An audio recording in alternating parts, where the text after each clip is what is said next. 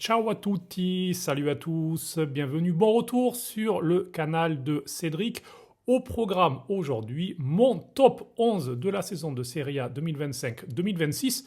Je précise tout de suite, classement complètement subjectif. En fait, j'ai eu l'idée, puisque ce mardi soir, nous allons faire un live sur cette même chaîne YouTube. Si vous regardez la vidéo, qui est déjà mercredi, jeudi, vous pouvez la récupérer bien sûr dans la rubrique live de cette chaîne, de ce canal YouTube. Donc allez-y, bien sûr. C'est un live avec Andrea Chazy, notamment, journaliste à SoFoot. Et parmi les idées de sujets, j'ai pensé à l'équipe type. Et puis pour un petit peu innover, il y a autre chose. Je ne fais pas de spoiler si vous ne l'avez pas vu. Mais du coup, moi j'avais cette équipe type que j'avais commencé un petit peu à préparer. Et je voulais vous la proposer, comme je vous disais, complètement subjectif, plus par rapport à ce que en fait, j'ai vu principalement au stade, en fait, puisque cette saison était un petit peu atypique pour moi dans un sens, puisque c'est sûrement la saison de Serie A depuis que je suis en Italie, que j'ai le moins suivi globalement, mais j'ai continué à faire beaucoup de matchs au stade. Matchs seulement de Serie A, j'ai dû tourner autour de 35-40 matchs à peu près entre les matchs à San Siro, des matchs à Bologna, comme principalement, mais aussi à d'autres endroits de l'Italie. Donc c'est en partie des joueurs qui m'ont marqué.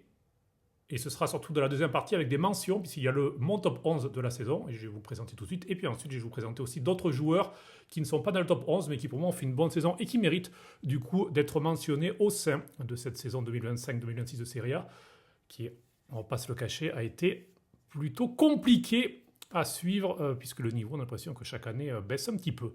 Mais bon, c'est parti, on part donc avec la crème de la crème de cette saison. Et donc, le gardien pour commencer, j'avais 4 noms, pour être honnête. Dites-moi dans les commentaires d'ailleurs à chaque fois votre 11, ou si vous êtes d'accord avec moi, si vous auriez mis quelqu'un d'autre. Moi j'avais 4 noms pour le gardien. Je vais partir du 4 au 1, comment je les ai classés. C'est Butez, le gardien de Como, qui a fait une très très bonne saison, meilleure défense du championnat. Como, lui, 18 clean sheet, donc très bon, bien aidé par l'équipe bien sûr et tout le système de Cesc Fabregas, mais très bonne saison. Et c'est presque une révélation, même si ce n'est pas un jeune gardien. Après 6 premiers mois de découverte de la Serie A, il a passé les échelons. Il a vraiment fait une bonne saison. En troisième, Carne Seiki, qui lui aussi au niveau de l'Atalanta dans une équipe qui défensivement, contrairement à Como, avait beaucoup moins de certitude. Changement d'entraîneur, pas mal de... Mais malgré tout, lui, souvent, il a tiré son épingle du jeu. Et donc, pour moi, il a vraiment fait une très très bonne saison. Pas suffisant pour être numéro 1. Numéro 2, alors là, c'était vraiment comme ça. Vraiment comme ça entre les deux. Mike Maignan et Matt Svilar. Finalement, j'ai choisi Svilar. Ça se joue à peu. Svilar, au cœur de la saison, a eu une petite baisse. Il a fait une première partie de saison monstrueuse. D'ailleurs, la Roma, c'est bien ça, marquait très peu de buts, qui pour une équipe de Gasperini est assez surprenante. Mais Svilar tenait complètement l'équipe. Et Maignan, c'est un peu la même chose. Début de saison monstrueux. Il arrête notamment 2 pénaltys. Il fait des arrêts incroyables. C'était au niveau des statistiques. Les deux, d'ailleurs, étaient avec des stats incroyables par rapport au nombre de buts évités. Les deux ont eu des petits moments de baisse début 2026. Ils se sont plus ou moins repris sur cette fin de saison. Svilar, peut-être un petit peu plus que Maignan. En tout cas, très très proche. Mais petite prime supplémentaire à Svilar, donc record de clean sheet 18 avec Butez. Et qui, on va dire, c'est par rapport à la progression, surtout du joueur, que j'ai envie de mettre en avant, puisqu'il est plus jeune que Mike Maignan. Et entre parenthèses, on le connaissait un petit peu moins. On passe à la défense. Alors, 3-5-2, parce que bon, 3 quarts de la Serie A joue en 3-5-2, ou en 5-3-2, ou en 5-4-1, ou en, bref, défense à 3 centraux, on va dire. Je vais commencer à droite par le joueur, pour ceux qui me suivent depuis un petit moment, qui ont pu écouter les podcasts de la saison précédente, ça va peut-être vous surprendre, c'est Mancini de la Roma. C'est vrai que ça n'a jamais été un joueur qui m'a particulièrement enthousiasmé, que ce soit par des erreurs défensives, le comportement. Il faut avouer que cette saison, défensivement et offensivement, là en fin de saison, c'était le deuxième meilleur buteur derrière Malen de l'équipe, je crois. C'est vraiment un taulier et je trouve qu'il a passé un cap mentalement au niveau également des responsabilités. Sûrement que Ranieri la saison passée, puis Gasperini cette saison lui ont permis eh bien, justement de passer ce cap, de faire ces progrès-là. Je trouve aussi un petit peu moins désagréable, on va dire, dans le comportement. C'est pas encore tout net, mais bon, ça reste toujours le genre de joueur qu'on adore avoir dans son équipe et qu'on déteste avoir dans l'équipe en face. Mina, c'est le top. Cagliari, lui, il est au sommet de ce classement-là. Voilà, mais bon, Mancini, c'est vrai que c'est un peu ça. Mais très très bonne saison, donc j'avais envie de le mettre en avant. Dans l'axe de la défense, ensuite, Akanji, qui certes n'a pas fait une saison parfaite, Et justement, dans ce rôle central, il a été moins bon selon moi que lorsqu'il a joué axial droit, Blatchetto droit. Lorsqu'il est arrivé, les premiers matchs, Christian Kivu l'a mis Blatchetto droit, puisqu'il est arrivé pour remplacer Pavard, donc il a pris sa place. Et dans ce rôle-là, selon moi, il a fait ses meilleurs matchs. Mais c'est vrai aussi que lorsqu'il était replacé axial, ça a permis à la défense de l'Inter de jouer un petit peu plus haut. Alors qu'avec Acerbi, il y avait ce problème-là de la profondeur. On l'avait vu à Naples, c'était une tragédie parce que Acerbi n'arrivait pas à gérer la profondeur dans son dos. Akanji la gère beaucoup mieux parce que c'est un défenseur plus rapide. Et surtout, Akanji a permis, selon moi, à Bissek de faire des progrès très importants et à toute la défense, en fait, d'avoir plus de stabilité. Donc c'est peut-être qu'au niveau des performances individuelles, il n'a pas fait une saison exceptionnelle, mais je trouve qu'il a su bien gérer une défense qu'il découvrait. Il a apporté toute son expérience acquise, notamment auprès de Pep Guardiola à Manchester City. Donc selon moi, Akanji mérite sa place dans cette défense à 3. Donc Mancini, Akanji. Et j'avais 2 joueurs, axial gauche. Parce que j'ai essayé de faire une équipe réaliste. Je n'ai pas fait une équipe avec Di Marco dans la défense à 3. Petite parenthèse, Palestra, meilleur défenseur de la Serie A, alors qu'il a joué 2 tiers de la saison, ailier droit, bref. Pavlovic ou Solé. Dites-moi ce que vous en pensez. Lorsque j'ai fait le petit graphique, j'arrêtais pas de changer en fait. Et puis, on va dire que le statut du club pour le 11 a eu plus d'importance et je trouve que Pavlovic a été un petit peu le symbole du Milan qui a fonctionné jusqu'à mi-mars à peu près. Et ce n'est pas parce que le Milan s'est écroulé qu'il faut jeter tout ce qui a été aussi bien de septembre à mars. Et je trouve que Pavlovic, de tous les joueurs de l'effectif, sûrement est celui qui a le plus profité de l'arrivée de Massimiliano Allegri sur le banc du Milan et de la façon de jouer d'Allegri, un bloc plus bas, donc lui beaucoup plus au duel, où il est fort, et puis cette liberté de se projeter, où il a montré des qualités de course assez intéressantes pour s'ajouter parfois au milieu, parfois même jusqu'à l'attaque.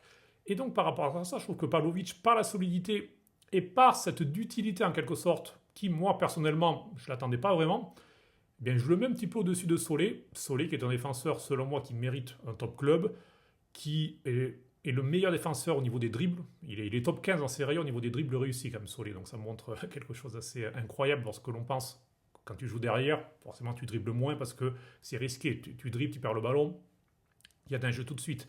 Donc Solé sait prendre des risques, Solé est clairement au-dessus de l'Udinese, c'est pas une surprise, il est dans l'équipe des mentions, mais voilà, moi j'ai préféré Pavlovic, et donc la défense, Mancini, Akanji, Pavlovic.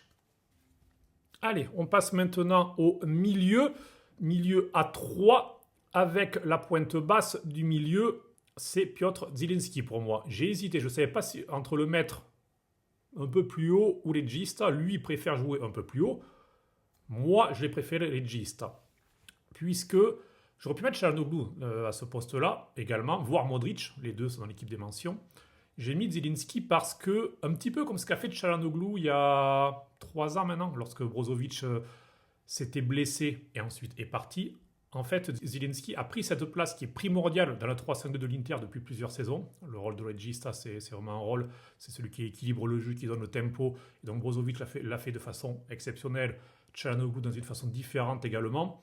Et Zielinski, cette saison, pendant de nombreuses semaines, alors que Çalhanoğlu était blessé, a pris ce rôle-là et à sa façon, il a su gérer le tempo de l'équipe, il a su être décisif en marquant des buts très importants. On pense tous bien sûr au but de la Juve, il y a aussi ce but à Vérone qui est magnifique, qui est peut-être le plus beau but de la saison de l'Inter et peut-être même de toute la Serie A. Si vous ne l'avez pas vu ou vous l'avez oublié, allez le revoir sur ce corner de Çalhanoğlu et lui qui reprend de l'extérieur de la surface.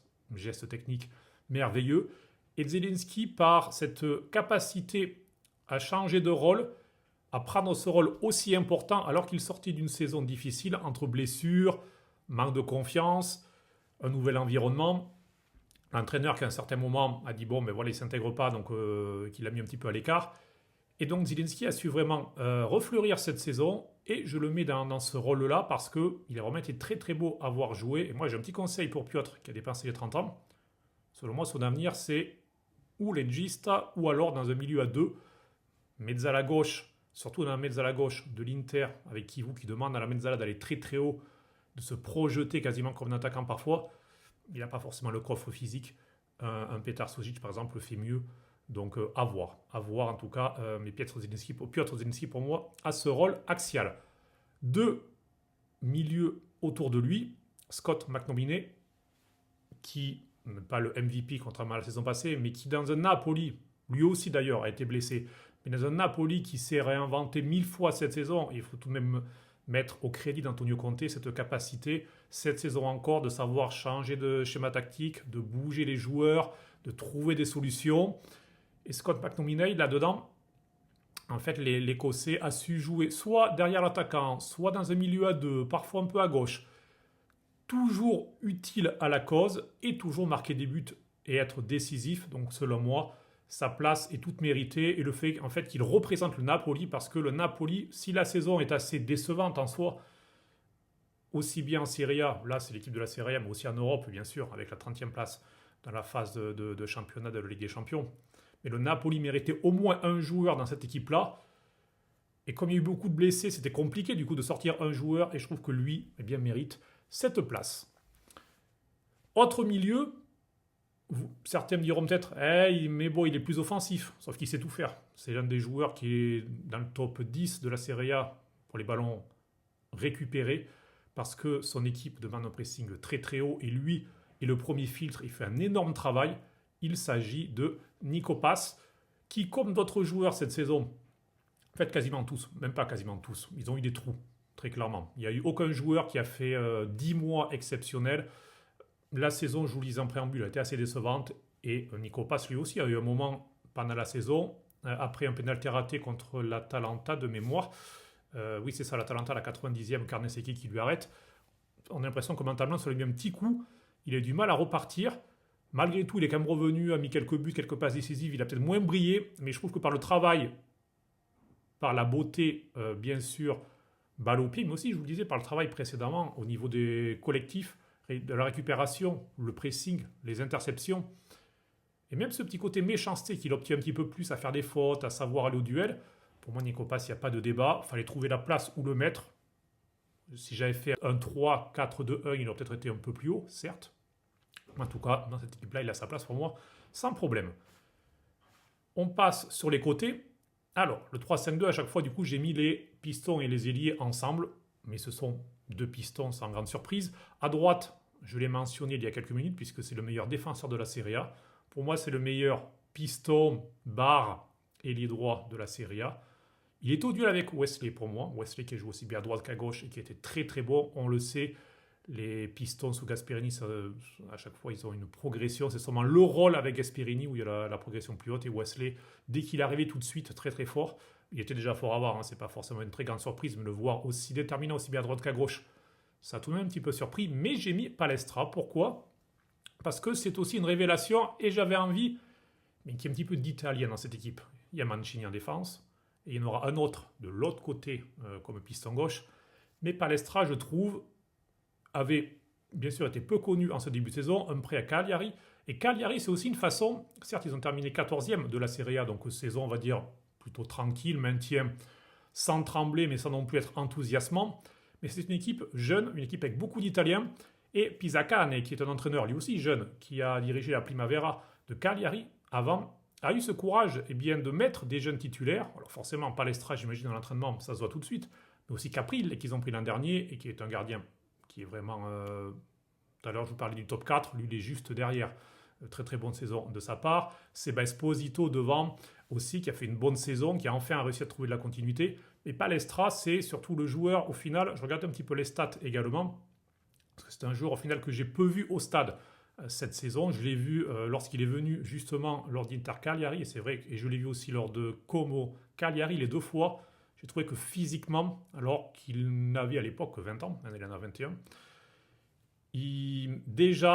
il a cette capacité à faire très très mal. Et pour le coup, je me souviens de ces matchs-là, Valle et Di Marco avaient beaucoup souffert contre lui au duel. C'est un joueur qui est rapide, c'est un joueur qui a pied droit, pied gauche, c'est un joueur qui dribble, il est dans les meilleurs dribbleurs du championnat, c'est un joueur qui centre. Il lui manque encore le côté aller devant le but, prendre sa chance, ça va venir, il est encore jeune, mais il a déjà beaucoup de qualité. Et dans un football italien, souvent on le dit, ça manque de jeunesse, ou en tout cas on ne donne pas sa chance aux jeunes. On va voir avec Baldini justement qui lors de deux prochains matchs amicaux en juin a pris un groupe des U21 dont Palestra fait partie, plus Donnarumma comme capitaine dans le but, mais tout le reste sont des jeunes. Palestra sera du coup l'un des joueurs symboles de cette équipe-là, intéressant à voir. Lui a un très bel avenir, à n'en pas douter.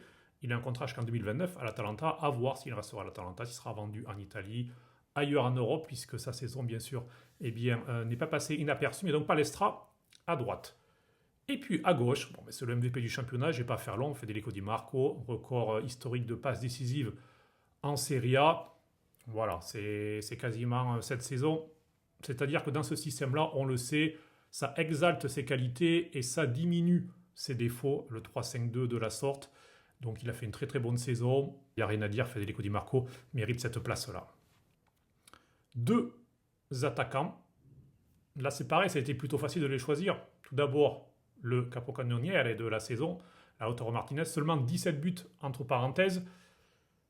Seulement, oui, mais il a eu pas mal de blessures et au final, sur les buts par rapport aux minutes jouées, puisque c'est un but toutes les 128 minutes, donc c'est quand même pas mal, il faut avouer. Et puis surtout, c'est le côté capitaine de l'Inter. L'Inter a gagné le championnat avec une belle marge. Lui, il est revenu, ce match contre la Roma, qui pour moi est le match Scudetto de l'Inter. Et alors qu'il était un petit peu blessé, il met le doublé, il se reblesse, il repart se soigner pour préparer notamment la Coupe du Monde, mais aussi la fin de saison, puisqu'il revient pour la Coupe d'Italie, il marque en finale. C'est un joueur qui certes a eu des absences, problèmes physiques, mais qui à chaque fois qu'il a été là quasiment a toujours été bon, mais surtout dans le groupe. Pour moi, en fait, l'Inter, c'est devenu Lautaro Martinez, c'est vraiment le symbole. Il y a 2 ans, il était déjà capitaine lors du Scudetto, mais c'est un peu moins le cas. Là, c'est vraiment devenu l'équipe de Lautaro Martinez, et le fait qu'il aille sur le banc, même que lorsqu'il est blessé lors des matchs importants, toujours avec le groupe. Ce sont peut-être des détails pour vous, mais pour moi, ça veut dire beaucoup. Donc voilà, Lautaro, pour moi, mérite très clairement sa place dans ce 11. Et puis avec lui, Malen, qu'est-ce que vous voulez dire Malen, 14 buts en une demi-saison. Lui, sa moyenne de buts, c'est un but toutes les 105 minutes. Cette saison, c'est le meilleur pour tous ceux qui ont joué plus de 300-400 minutes, puisqu'il y a Lukaku qui a un but toutes les 40 minutes et Trépy un but toutes les 83 minutes. Mais bon, ils n'ont pas joué cette saison. Mais bon, Malen, voilà, c'est le joueur qui but par minute joué, clairement au-dessus des autres. Et puis surtout un apport incroyable. La Roma qui pendant toute la première partie de saison, je vous disais, tenait grâce à Svila, grâce à beaucoup de réussites, les poteaux et compagnie. Là, Malen, sur la deuxième partie de saison, il a clairement permis à la Roma d'avoir une solution offensive, de marquer des buts, de se permettre aussi de faire des erreurs défensives. Peut-être qu'il fait un peu moins de travail défensif par rapport à ce que peut faire un Ferguson ou même un Dovbyk dans le premier pressing. Donc peut-être que ça peut compter aussi dans le total parfois de ce qu'ils peuvent subir. Mais bon, c'est tellement un joueur incroyable, ce qu'il a fait vraiment. Et donc pour moi, il n'y a même pas de débat pour sa place dans le 11. Entraîneur, je vous en laisse 2, je vous laisse choisir. Je demande dans les commentaires, Christian Chivu ou Cesc Fabregas. Voilà, pour moi, ils sont vraiment au même niveau dans un sens, puisque Chivu a repris une équipe très très forte, mais qui était à terre après la fin de saison dernière, et il a réussi à reconstruire, d'un point de vue mental avant tout, une équipe, donc bravo à lui. Cesc Fabregas, c'est un projet qui continue à progresser, mais le fait de voir le Como finir en Ligue des Champions, c'est vraiment chapeau, et même si, parce que c'est facile de juger une saison par rapport à un point de plus ou de moins, Fabregas exceptionnel parce qu'il a un point de plus qu'Allegri, c'est une faillite, c'est pas que ça le football, il faut aller au-delà du résultat pour moi. Même si Cesc Fabregas avait fini 5e ou 6e, la saison aurait été belle malgré tout, très très belle, et surtout pour ce qu'il propose pour un football. Il est antipathique, Cesc Fabregas, c'est clair et net, il n'y a pas de problème, mais il faut dépasser ça, il faut dépasser, on va dire, l'homme en conférence de presse.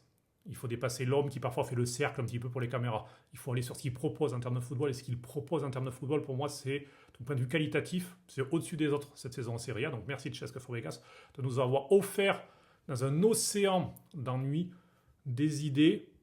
Parfois, il y a des erreurs, bien sûr, mais au moins quelque chose d'enthousiasmant. 3e marche au podium, Gasperini, parce qu'on le connaît. Mais Gasperini, il est arrivé, là, Milan-Roma en Ligue des Champions, lui aussi, un point, 2 points de plus ou moins. Mais malgré les difficultés, il a su faire une très très belle saison. Donc voilà, pour moi, ce sont les 3 entraîneurs de la saison. Et je termine donc avec les mentions de cette Serie A. Je vous disais, Maignan, Carnesecchi comme gardien. En défense, je ne vous ai pas parlé de Pierre Kalulu, le Français, qui en fait est toujours là. Il fait peu de bruit. Latéral droit, dans la défense à 3. Il répond toujours présent dans une Juve et une défense avec Bremer qui ont été blessés. Il a toujours, malgré tout, tenu, et donc je tenais à le mentionner parce que belle saison, dans la discrétion, il n'est pas dans la liste de l'équipe de France. Il faut dire qu'il y a énormément de concurrence, mais voilà, c'était quand même important pour moi de le mentionner. Également mentionner Bissek, je vous disais, qui selon moi fait une très grosse progression, et bravo à lui. Ramon aussi, pareil, jeune défenseur qui est arrivé du Real. On parle toujours de Nico Pass, mais Ramon, un petit peu le même parcours. Lui aussi jeune et vraiment de cette meilleure défense de la Serie A, qui est le Como, ça le doit aussi pour Ramon, qui a fait 2-3 petites erreurs bien sûr, mais qui a été bon. Mentionner aussi Rila, qui a eu quelques blessures, mais dans une Lazio complètement anonyme cette saison. C'est peut-être le seul petit éclair dans la saison. Et il mérite lui aussi un club qui joue. L'Europe, la défense, Solé, je vous le disais, il était proche du 11 pour moi. Et puis Rahmani, pourquoi? Parce que lui aussi, il m'a semblé de la saison du Napoli que quand il est là et quand il n'est pas là, ça fait une vraie différence en défense. Et donc le mentionner aussi, puisqu'après tout, le Napoli est tout de même terminé deuxième, finalement assez tranquillement. Donc belle saison malgré tout pour le Napoli. Rahmani, pour moi, fait partie des cadres de cette équipe. Au milieu de terrain, j'ai déjà mentionné Çalhanoğlu, Modric très clairement également, puisqu'il a été le baromètre du Milan, et on l'a vu dans cette fin de saison, lorsqu'il a eu cette blessure au visage et qu'il a manqué des matchs, eh bien le Milan a calé, avait déjà commencé à caler, mais ça a joué également. Donc c'est clair et net, Modric était pas loin peut-être du 11, mais il méritait quand même une mention. D'Acunha, pareil, le Français qui était un ailier gauche, un petit peu anonyme lorsqu'il arrivait en Série B à Como. Il est devenu un milieu de terrain qui sait tout faire, qui tire les pénaltys et surtout qui a une qualité technique magnifique avec son pied gauche dans le cœur du jeu. Il est devenu parmi les vice-capitaines de l'équipe. Vraiment très très belle progression de la part de D'Acunha et le Français lui aussi mérite une mention. Tout comme un autre Français qu'on connaît très bien, Adrien Rabiot, qui est un petit peu calé sur la fin de saison, mais lui aussi a fait partie vraiment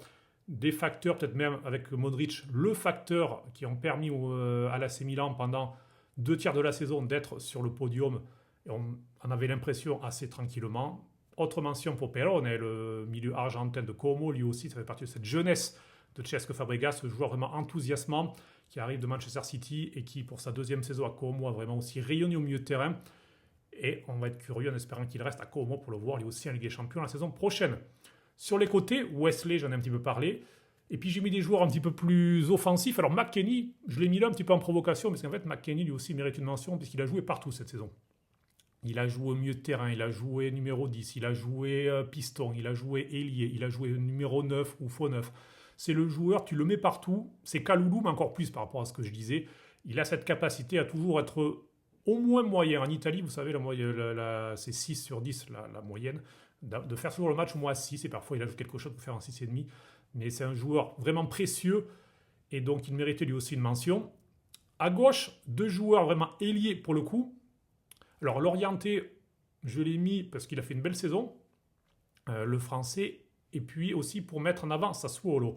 Sassuolo promu, on le savait par rapport à l'équipe, que c'était une équipe qui devait se maintenir normalement sans trop souffrir, mais c'est une formation, et Fabio Grosso a tout le mérite, eh bien, a proposé du beau jeu, défense à 4 justement, puisqu'il y en a peu, on va les mentionner, et qui, eh bien, avec l'orienté Berardi, qui a quelques petits problèmes physiques, mais Koné au milieu de terrain, très beau joueur, Moremovic en défense, enfin, il y a plein voilà, de talents dans cette équipe-là, un beau football, agréable. C'est vrai que c'est une équipe qui a peu de soutien populaire, c'est une équipe qui voilà, crée peu d'enthousiasme, d'envie, mais il y a eu une belle saison de la part, on maintient tranquille, milieu de tableau sans problème, quelques belles performances, quelques grosses équipes accrochées également, et donc l'orienté vient un petit peu en tant que porte-drapeau, on va dire, de ce Sassuolo.